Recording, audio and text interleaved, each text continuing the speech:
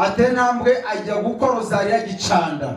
Ntawe bakosha ahagaze, genda uhino ruti maze tugukoshe nkuko bakoshaga mu bandi 28 batwe Rwanda kuva kuri Kigera gatanu ndahindurwa Mutara gatatu Rudahigwa Yuhi Musinga Mibambwe Rutarindwa Kigera kane Rwabugiri Rwogera Gahindiro Mibambwe Ndabarasa Kirima Rushugira Yuhi Mazimaka kujya kuri Gihanga ngo bishaka genda uhino ruti hariya tugukoshe mu byo burindwi bakoshaga bami bakera. Ariko abantu mageranya bakumera amashyo bageze ni buhara bakara Rafaye aho ngeze ni buhara bakara imfurida na serero.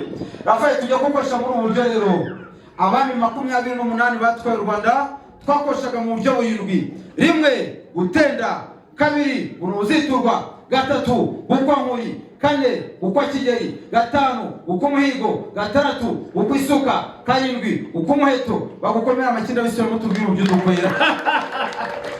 Abami 28 batwaye Rwanda, abagabekazi 27 kubera kanjo yabaye mutsidano kwa Mibambwe Rutarindwa na Yuhi Musinga twakoshaga mu buryo burindwi.